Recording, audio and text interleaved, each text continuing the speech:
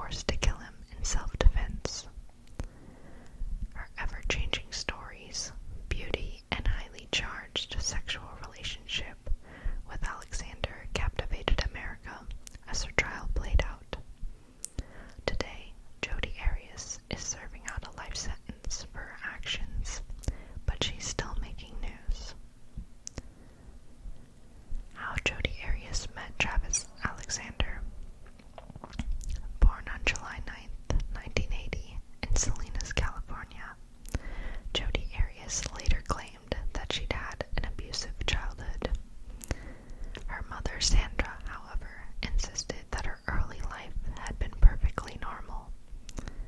But Sandra Arias admitted that her daughter had issues. Jodi has mental problems. Jodi would freak out all the time, she told investigators. According to KSBW8, I had quite a few of her friends call and tell me that I needed to get her some help. What's more, Jodi Arias had a pattern of secrecy that started after her parents caught her growing marijuana at age 14. She also dropped out of high school and struggled to make ends meet as a waitress, while dreaming of becoming a successful photographer. Then Arias' life changed when she met Travis Alexander in September 2006.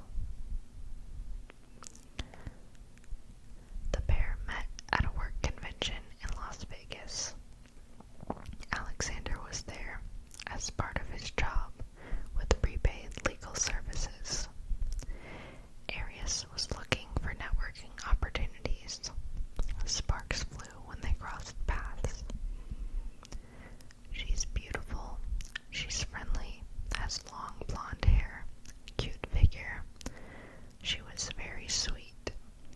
Sky loving her hues, a friend of Alexander's, explained to ABC News. She seemed to like him as much as he liked her. Loving her hues added, the next morning, he tells me that he's found his wife, and this is the girl he wants to marry.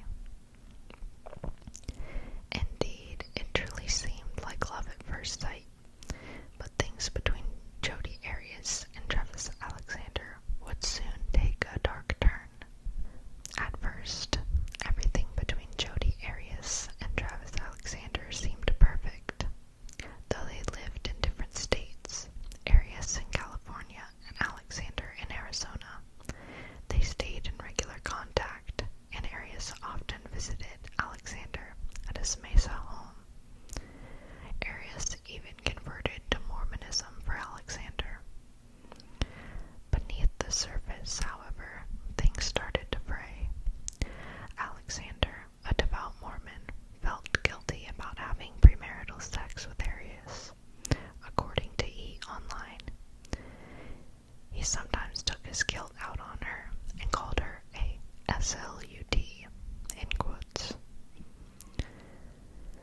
Meanwhile, Arias soon struck many of Alexander's friends as unhealthily obsessed with him. They later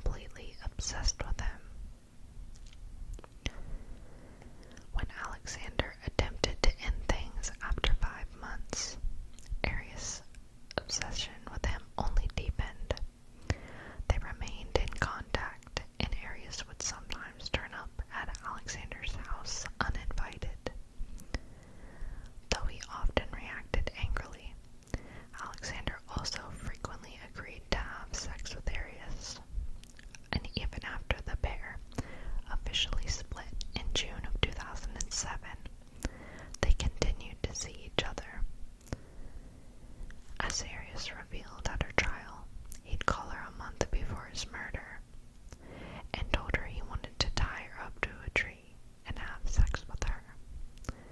But outwardly, Alexander seemed to have moved on. He started dating other women, despite the fact that Arias reportedly harassed them and slashed Alexander's car tires in revenge. Undeterred, Alexander planned to attend a company retreat in June 2008 with a new love interest. But his friends tried to get in touch with him as the trip approached. Alexander didn't reply. I said, T-Dog, you better be dead, bro, in quotes, Alexander's friend Chris Hughes told ABC News. Yeah, like I was joking, call me back. But Travis Alexander was dead. He'd been murdered. By the time his friends went to his home on June 9th, 2008, he'd been dead for 5 days. When Travis Alexander's friends went to check on him at his home in Mesa, Arizona, they found blood everywhere. They then discovered their friend's mangled body in the shower. The 30-year-old had been stabbed 27 times. His throat had been cut from ear to ear, and he'd been shot in the head.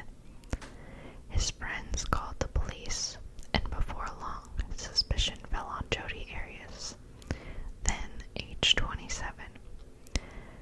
Alexander's friends told authorities that she'd been a stalker. But at first, Jodi Arias claimed that she couldn't have killed Alexander. According to E! Online, she told the police that she'd been driving to Utah to meet another man she was dating when Alexander was murdered.